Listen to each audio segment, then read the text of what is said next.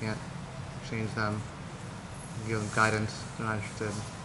They're interested, but they don't know how to move forward. Like, what am I gonna do? What are you gonna do? Don't know. Jiu-jitsu. Another 1 second. Symmetry is important. I don't expect you now.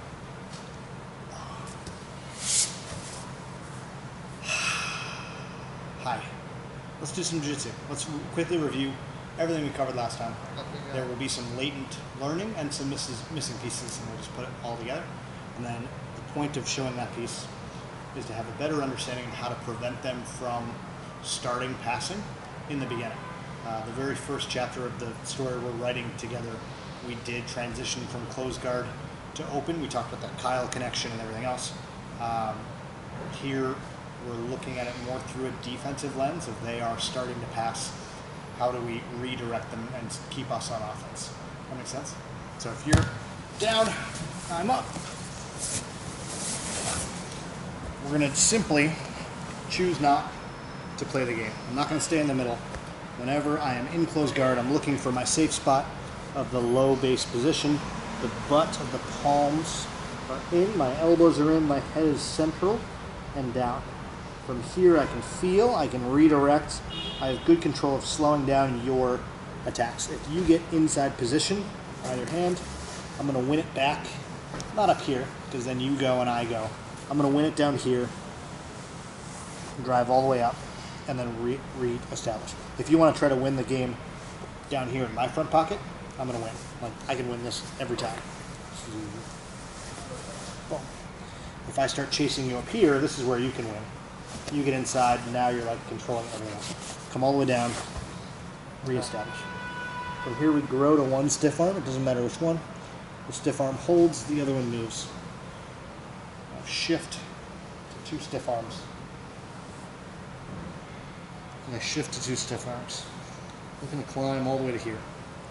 From here, we feel like we want to have our knees wide, but that creates a hole in front that we can hold into. So we want our knees skinny, touching both sides of the hip. Good information as well as good balance. Now when I get pulled forward, I'm going to pull into my kneecaps. Gives me much more balance. The other thing is the bottom of that Roman column shifts vertical. Now I have a vertical spine. We're visual people. We want to like watch what's going on here. But this just destroys my posture, and I'm always in a process of falling forward. And I roll that bottom hip underneath. Now I'm truly vertical, and I can start passing from here. Cool? Cool. Switch.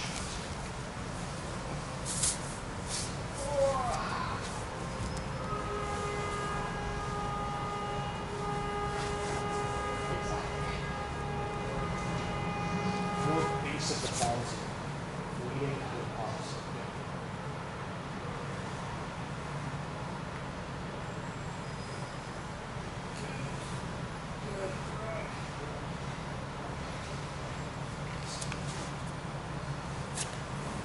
You don't want to be underneath me.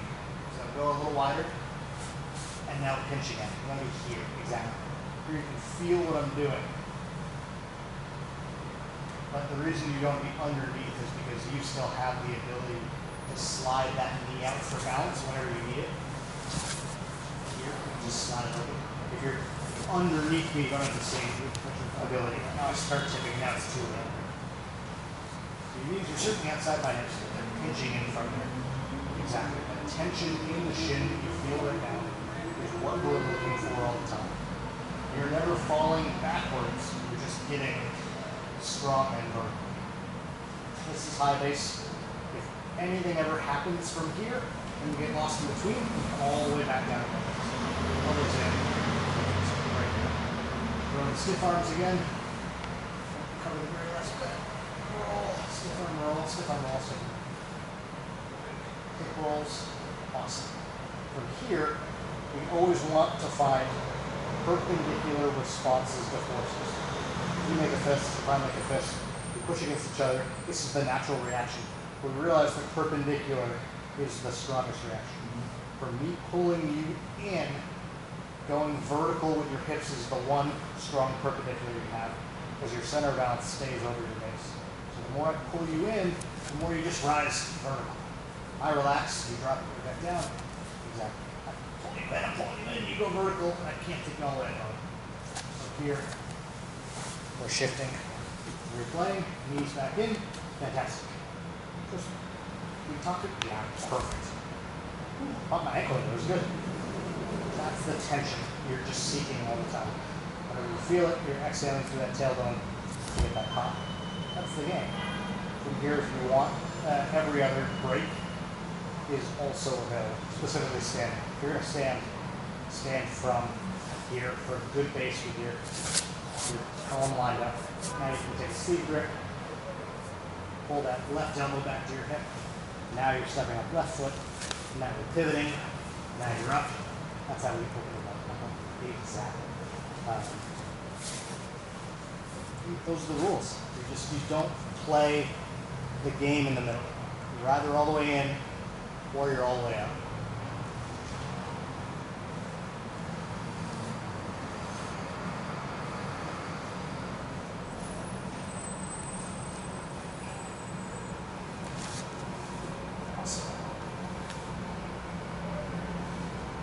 Here, you feel the tension? Yeah. First thing you do is fix that column in. Your hip rolls up and in. Really good, good, good. That's how we think about best practices from top. Cool. Cool? Yeah. Now let's destroy all of that. Love it. The duality of learning is so important. Whenever we learn something, we learn two things. Because now you can better understand what good people are going to be looking to achieve in that position.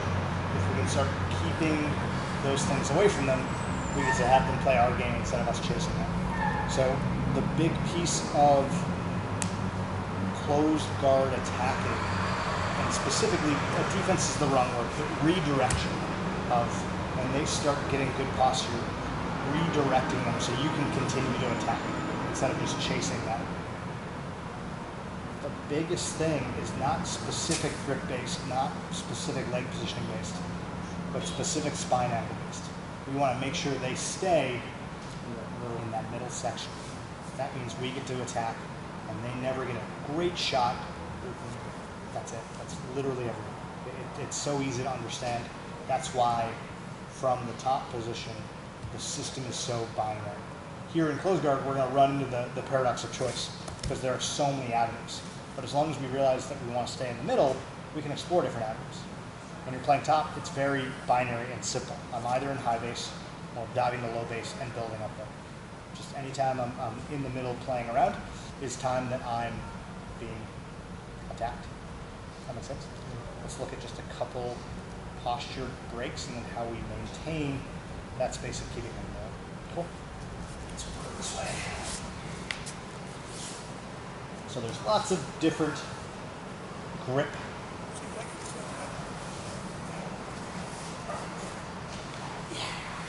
There's lots of different grips you can show me. High-low is common, so you get both collars. You put one together and you'll show me this look. Sometimes you have both low, sometimes you'll have both high. And like all of these are slightly different, but the result we're looking for is the same. It's just getting you out of that back 5% and playing in the middle. So if you play high-low, it's the one I think we see the most.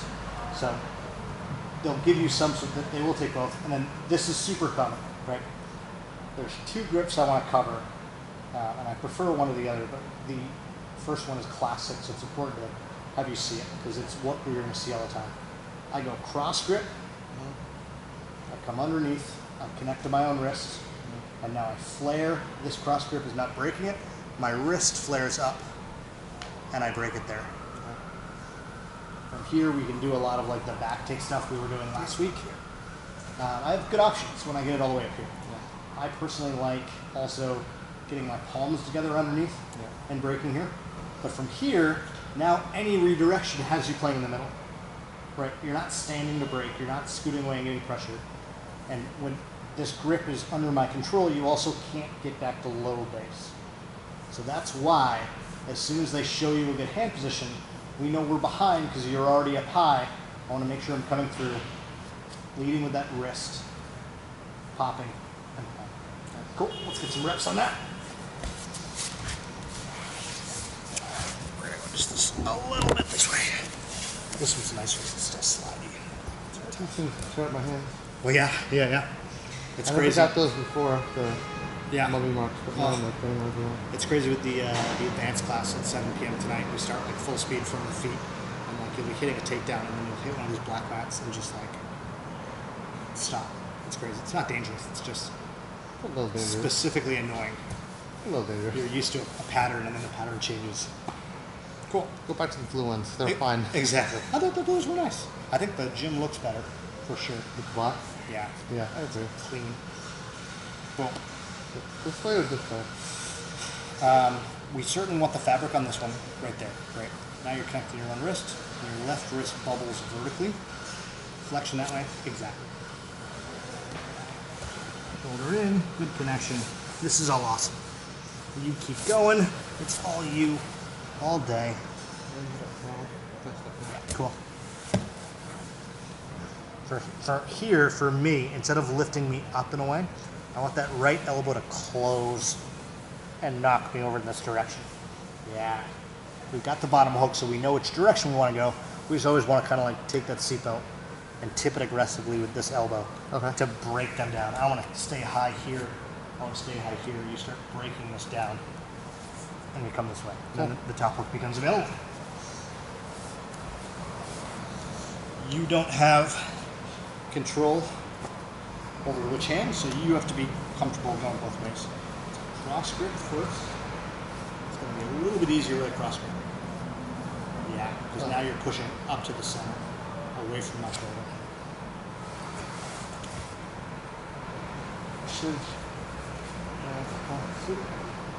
Cross grip.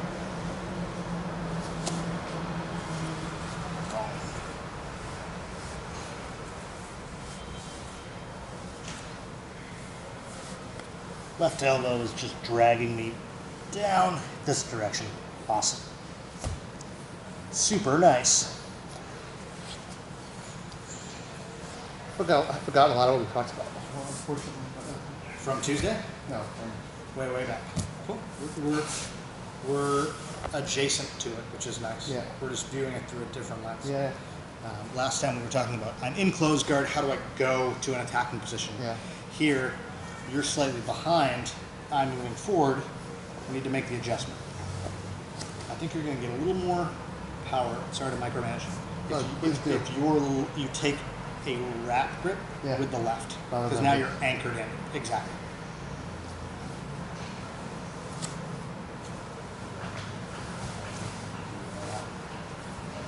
Seatbelt, elbows in place, turning my shoulders. Yeah, totally. Good right foot speed. The risk, obviously, if you don't wrap it, is I let you break it. I fade away and grab it.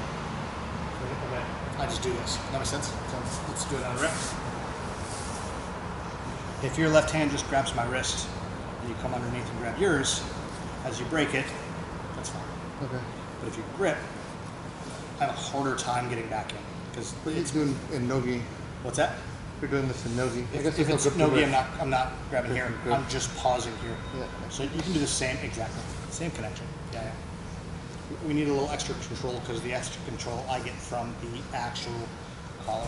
You know, one thing that is pushing me towards, but maybe one thing that I felt like we don't do enough with is nogi. Yeah. One of the things that I wanted. One of the things that like drew me to look somewhere else. If we did more of that, I would maybe. Yeah. Yeah. I only have lives for here. Do you come Wednesdays? When I can. Yeah. You know, it's hard for me. It's only one day a week. That middle of the week is either really good or really not good, right? It's not even that. It's just like, you know, my schedule's weird. It's just like come when I can. Sure. Yeah. One day a week to talk about get any sort of rough Yeah. repetition. Yeah. Yeah. The Saturday class is huge too. Yeah. But we just, I totally get it. I think clockwork, the ratio is correct. We care about no gi 2/7 of the time. We care about gi 5/7 of the time. It's a 5-2 ratio for sure. Okay. So Wednesdays and Saturdays our focus is no gi. And every other day is gi. And other schools have different focuses. I agree. Yeah. No, I'm not complaining. I'm just telling you what I. And maybe I'm spending too much time trying to justify something that doesn't need to be justified. Yeah, no, it makes sense. I want to understand why. Yeah, whatever. Yeah. Just, I do think we believe you get better at both more by doing gi. yeah, that's fair. Which is certainly why every white belt class is in a gi. Yeah, especially white belts, like to understand the principles, that's principles and practices. Yeah. Which is how it be. But anyway. Yeah, I totally hear you. I take pride in my 7 p.m. Wednesday night no-gi class. Yeah. If you can ever make it out. Yeah, no. So I didn't realize that was yours. It's mine. Yeah, Okay. yeah. We had a vote when I started a year and a half ago of whether or not we wanted to be a leg lock based class or a wrestling fundamental based class. And 95% of the people said wrestling. Yeah. It's great. So the first third of the class is some wrestling fundamental, and then after that, we just mix it in with the rest of the jiu-jitsu game. I think the leg lock game is like you want to be in the jiu-jitsu world, if you want to be in self-defense world. Yeah. Wrestling play better. Yeah. If you want to be able to put your own pants on when you're 80. Yeah. Have functional ligaments in your lower body. Yeah. I agree. And I'm not, I mean, Risk of ruin's a little high. Yeah. most of us aren't trying to, Yeah. a leg lock, kind of like a leg lock is for people who want to be, get how to jiu-jitsu. Yeah. The rest of us don't do that. Yeah. Totally. Want to go defend yourself. But what are the odds you're going to a jiu-jitsu guy in the street? And if you are, then you're probably going to defend it after you realize you both roll. It's not that right. Exactly. Yeah, yeah. That's it. Yeah. Check on people's ears. Okay.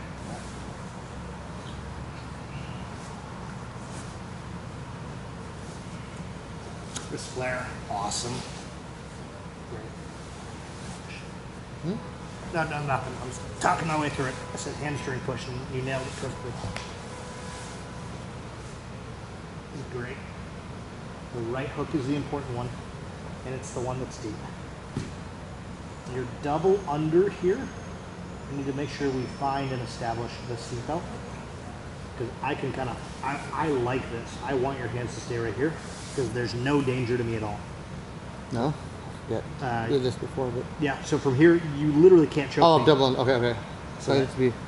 Yeah, now I have to pay attention constantly to this guy, because when it gets across, now I'm in trouble. Left hand across, left. So good. I said left hand, right? Great. Very, very cool. Let's switch for a second, because this is the concept I like more. When you're going through that back shape, this hand goes on top. The one that's, sorry. Yeah. This hand, you have your head across. This one comes over. It's over your shoulder or under your shoulder? Under the shoulder. The one that drags the hand across, the bottom one, is going to end up being the choking one. Right. Let's do one more. Let's do it right.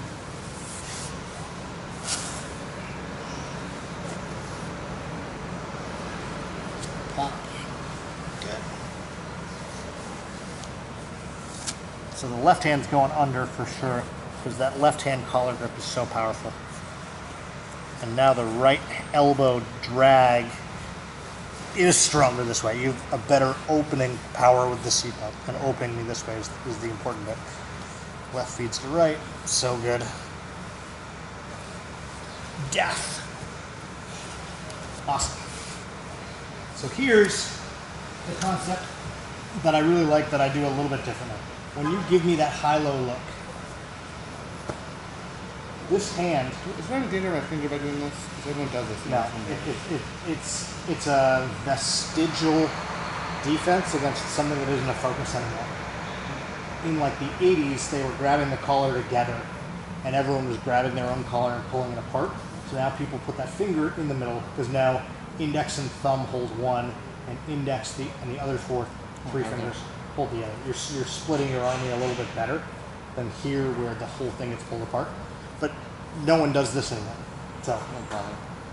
I think that they're both fine. Like if someone like sees it and was like, "Oh, I'm going to do this," then you just re-grab it and put your finger in. I'm more comfortable not putting a single finger anywhere. Yeah, great. I love that. So good. You know, it's like shirt books. That's the game. Cool. So if you grip up, right hand high, left hand low. This is your defensive hand. This is your spacing hand.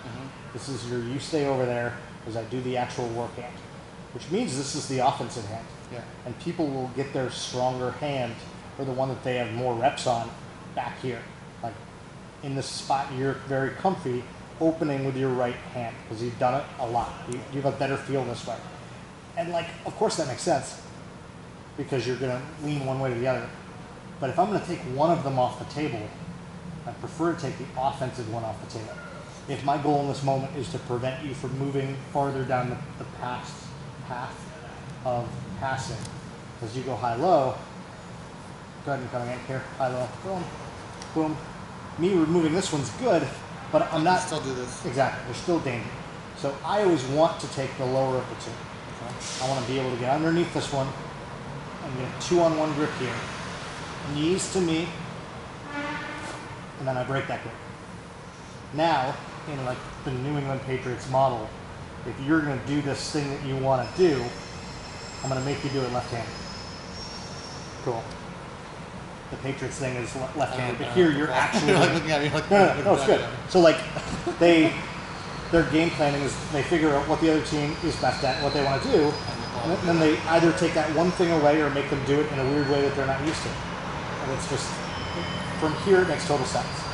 If you have less than 100 repetitions lifetime opening the guard with this hand, and I can take a good one off the table, I'm probably in a safer spot of then being able to roll my legs in and keep in the middle. Now we're in the middle. Well, the middle means I get to keep attacking, right? Now we're playing kid scene. This is awesome because you're not passing. So whenever they give me a high-low look, I will always try to get underneath this 2-on-1, hip pop, and break that grip. It's a weird spot because it's lower than my hip. I'm not incredibly strong down there, but if I get them moving in opposite directions, it's a pretty easy grip. From here, same thing, the back take is a little tough. You have to go through the other arm, but being able to shift the angle, and now you're stuck in the middle. And today I don't want to cover specific call sign techniques of what to do. Just know that when you're in the middle, you're in like the 40th percentile here. I have every attack I want to do. Yeah. Makes sense? Switch, I want you to feel it.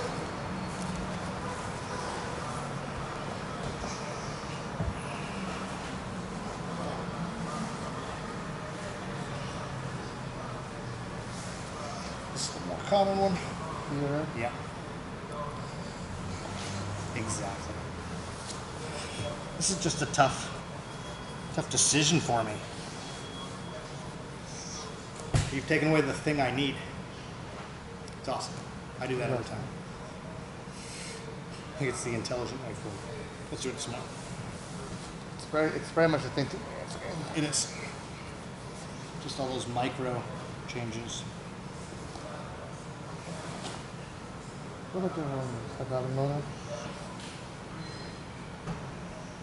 So you grab it, lock onto it, pull your knee back to your face, and now use the power of your leg to pop it backwards. So I'm pushing with my leg and pulling my hand. Yeah. Just think like your arms are more framers. Your arms just keep it where it is and your leg does the work. And then when you add any pull at all, you're magnifying it because you're going in the opposite direction. How do you avoid getting injured if you're training? Are you worried about that at all? I burn a lot of incense. Yeah? I throw good vibes up.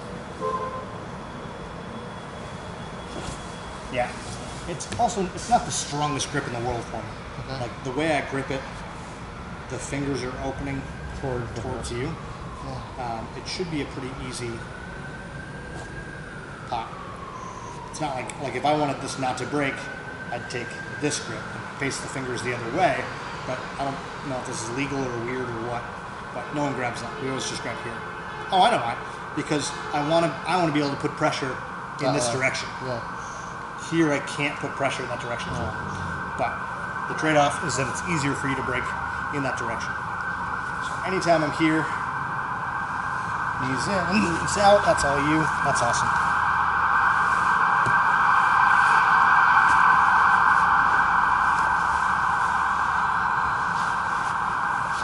Good tip. As long as you know you're going the right way, just keep going.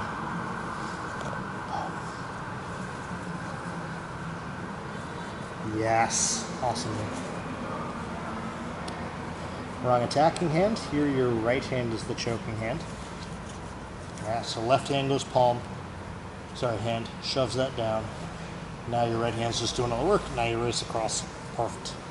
Perfect, perfect, perfect, perfect. Good stuff. Good stuff. Let's look at the other common break, which is where you have both hands. We did high-low and we attacked the closer hand, which is the more common of the two. The secret thinking man's version is taking their attacking hand off the table instead. That's the non-possible version. Ha ha ha ha! Silly everyone else, it's not us. So if you're here, and especially if you're like pulling with both, grab both collars, anything, any of these, right? The key is I have to destroy your stiff arm. And it's tough. There's only two ways I can destroy your stiff arm. I can fold your elbows back in closer to you, which doesn't really accomplish what I want. Or I have to open them all the way out. So that's what's the better option is. So especially if you're on my collars, because they kind of like stick here, there's lots of different options. From here I want my fingerprints to go all the way around the joint as far as I can. And now as I open my elbows, your elbows open too. I'm not trying to pull you forward, just trying to roll the elbows. Now, my legs can do the work, and now you're stuck in the middle. And you're not in high base, or sorry, low base, right? And so every time we're here, we want the ability to just change the angle slightly. So similar to the back take, I'm just pushing off a hamstring and coming to here. Now, you getting to low base is difficult. Your left hand is not going to find its home in the correct way, right? So now I've got you stuck in between. This is where triangles occur. This is where omoplatas occur. I've got you stuck in the middle. Each one is in my armpit. Yeah. Change the attack angle without ever meaningfully. Do that again. Yeah, without ever meaningfully opening my guard. So if you go double highs, give me stiff arms. I'm going to open your elbows here and use my legs to pull you in. From here, coming over the top to a head grip is great. I can put my foot on the mat and scoot, but it's just as easy to push off this hamstring. And I'm still connected. I have a little more control here. Now, even though you're close, you're not in that low base position where you know you're safe. So you've got to do a lot of work. You've probably got to get two hands back to inside control. You've got one, now you're here. Now you probably got to like lean forward and get on your toes and run your toes closer to the locker rooms to flatten me back out. Yeah. Now you have low base, right? Yeah. Perfect. So when you go armpits back in, let's do one more rep. You start climbing. I see what's going on here, so I'm going to open your elbows and pull you in. Change the angle, and now I get to keep attacking. Even though you have inside position, I'm not flat, and I get to start attacking. Yeah. Make sense? Yeah. Great. If I'm not flat, then I'm just trouble. Exactly. Not really hot. Keeping them in the bad spot. Yeah, that's it.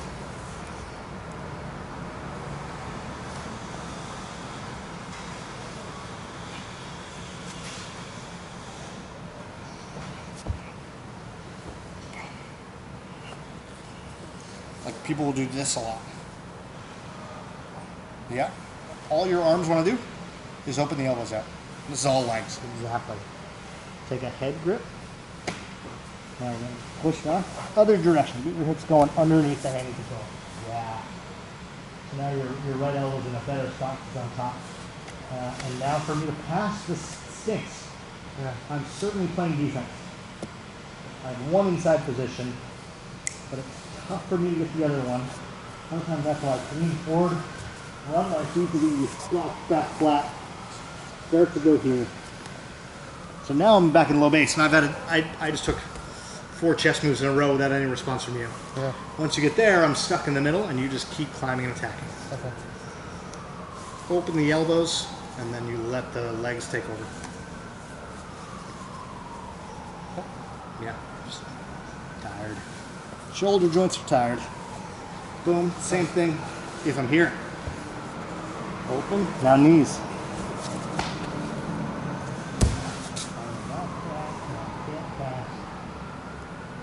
What I can do is dumb stop. I can hear a lot of people will try to put the knee in the middle. and open the guard. And this should be very welcome by you, because we are an inch away from triangle. Good job. I'm stuck down there. On the in-between here, and it's just all attacks all the time for you. I'm not.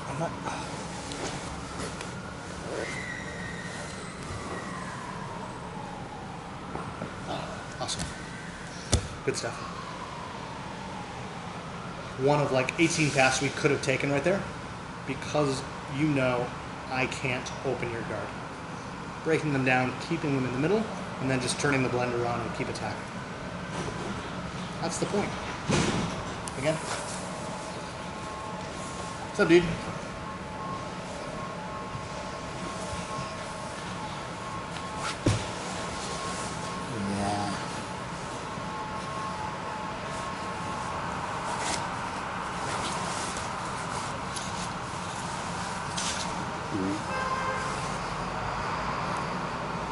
Left hand connects. Yeah.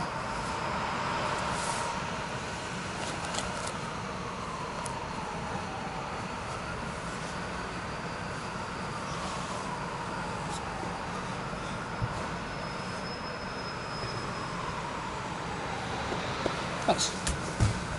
Try to keep your hips as square as possible. Really? The motion should be, if I can try to lead, Yeah. the motion should be, triangles and arm bars. Let's look at arm bar real quick. I think it's easier to see. As soon as I shrimp and don't stay flat, a lot of my control disappears. My chop is now not as strong, so I'm shortening my leg. I want my hips to stay square and my head to move instead. This makes sense, right? Yeah. If we do the same thing for the triangle, I get to triangle, as soon as I allow my hip to rotate, I just don't have the same control. Now there's a rockingness around this. You can start pulling things to the mat. Probably the easiest way to pin this is to just, sorry to pass this, is to pin this knee to the mat. And when I'm already on a side, it's easy for you to get there. Now every strong muscle you have goes directly against my long. Whereas what I'd rather do is pivot, but stay square.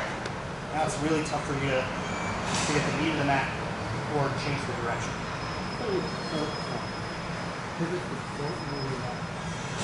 Instead of this, where one hip comes out, never shrimping. Like we're Ninja Turtle spinning. Yeah, okay. That's fine. Same rep, same finish. Great. Big grip, shrimp out. Right hand finds the wrist. Awesome. Boom. So here we're on our side. So as we adjust, we want to come square. Exactly. The more on your side you are, the easier it is for me to pin this to the mat. Now I can start getting strength and everything through it. You stay square, and now it's just you peeling your head in this direction. Yes, that's where the type comes from. We can hear it in my voice. So good. I was going the wrong direction. I have to go that way. We want to, the remembrance is you want to be able to stare down the barrel of both shins. So as we're here, it's easy to tell which way we're going. Your left hand's grabbing your right ankle. So you want to be able to pull your head this way so you're staring down the barrel of that shin. This is all you. Perfect. Good positioning. As soon as we tip this way, I can't pin this to the mat, but I get like more rotational ability. Okay. You're opening up angles that Go on open. I don't get otherwise. Oh. We scream at you constantly to never be dead flat. In this moment, I want both hips on the mat. Well, yeah, sure. Exactly. Yeah. Armbar and triangle from closed guard. You want both hips on the mat. How come I thought that they really took armbar to hit? Armbar and close guard. You gotta be good. Yeah. I haven't seen anyone hit it though. Let's talk about Kobe. We can work it right in here. So let's add a technique. This is like a little, sorry? What's it called? Kobe? Oh, like whenever you throw stuff, you scream Kobe. Oh. Because like Kobe Bryant would just Yeah. take crazy shots. Yeah. I've seen exactly the word. No, I wish. Go babies! So if I'm on bottom, if you're in low base, both hands in, yeah. If I can get, the way I try to disrupt this is just to not let you stay here.